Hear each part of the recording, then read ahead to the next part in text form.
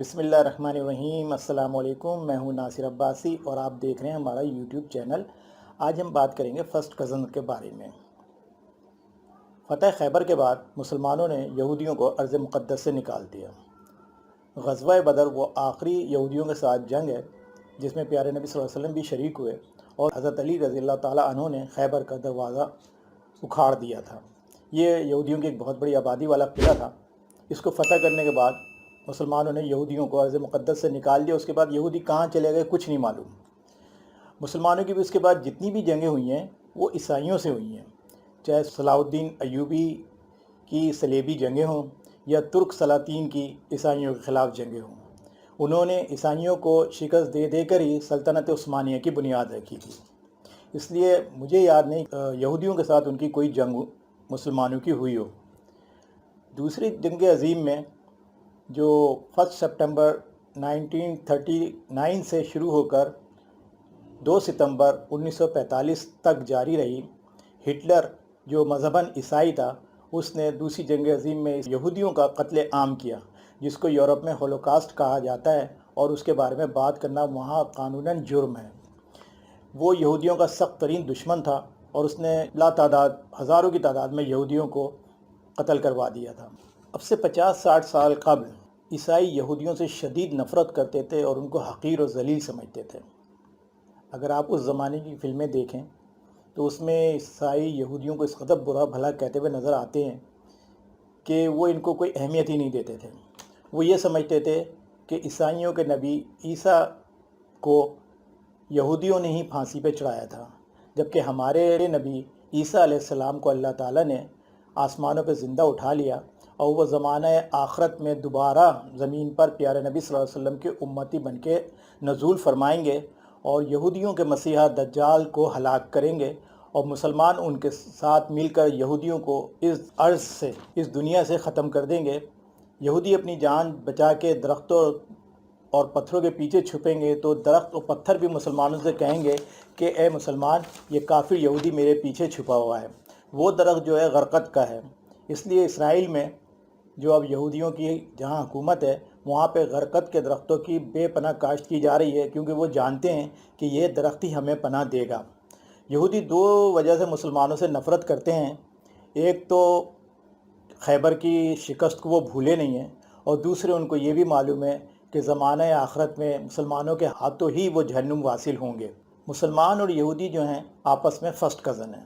مسلمان جو ہیں حضرت اسماعیل علیہ السلام کی اولاد میں سے ہیں، جو کہ حضرت ابراہیم علیہ السلام کے بڑے صاحبزادے تھے، اور یہودی جو ہیں حضرت اسحاق علیہ السلام کے اولاد میں سے ہیں، جو حضرت ابراہیم علیہ السلام کے چھوٹے صاحبزادے تھے۔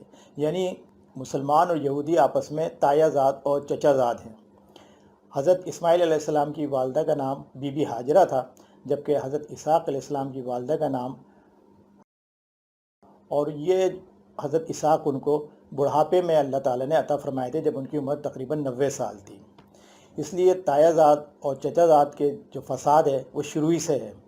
اب بھی دنیا میں جو فساد ہوتا ہے وہ تایا زاد اور چچا زاد کے درمیان ہی ہوتا ہے، اور ان دونوں کے درمیان ہمیشہ ہی چپقلش چلتی رہتی ہے۔ تو مسلمان اور یہودیوں میں بھی شروع سے ہی یہ چپقلش چل رہی ہے، اور یہودی مسلمانوں کے اس لیے جان کے دشمن ہیں کہ ان کو معلوم ہے کہ یہ ہمارے لیے بہت بڑا خطرہ ہے ہمارے آخر میں۔ یہودی ہمیشہ ہی سے مسلمانوں کی جان کے دشمن رہے، اور عیسائی ایمان کے دشمن رہے، مسلمانوں کی جان کے دشمن نہیں ہیں۔ پیارے نبی صلی اللہ علیہ وسلم نے جب اپنا خط مبارک عیسائیوں کے بادشاہ جو اس وقت سپر پاور تک کسریٰ، اس کو بھیجا تو اس نے اس خط کو بہت عزت دی اور اس کو آنکھوں سے لگایا، جبکہ یہودی مسلمان ہو کے بھی منافق رہے۔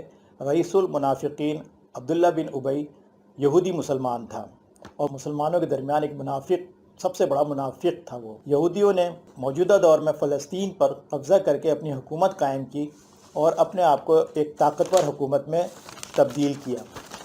اتنا طاقتور کر لیا کہ اس وقت وہ دنیا پہ چھائے ہوئے ہیں۔ انہوں نے سب سے پہلے دنیا کی اکنامی پہ قبضہ کیا، اس کے بعد الیکٹرک اور پرنٹ میڈیا ان کے قبضے میں آ گیا۔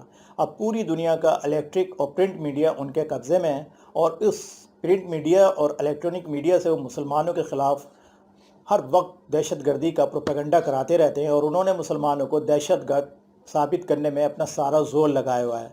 हालांकि दुनिया में जहाँ भी दहशत गर्दी होती है उसके पीछे यहूदियों का और उसके बगल बच्चे भारत का ही हाथ होता है, लेकिन इल्ज़ाम मुसलमानों पे शिद्दत से लगाया जाता है, इतना झूठ बोला जाता है कि दुनिया को यकीन आ जाता है कि मुसलमान ही दहशतगर्द हैं। इसलिए यूरोप में इस्लामोफोबिया हद से ज़्यादा बढ़ता जा रहा है।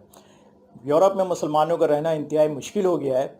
ये सारा यूरोप उनको दहशतगर्द मुसलमान समझता है, जबकि मुसलमान वहाँ के क़वानीन की भी पाबंदी करते हैं और वहाँ के उसूलों की भी पाबंदी करके अपनी ज़िंदगी गुजारते हैं।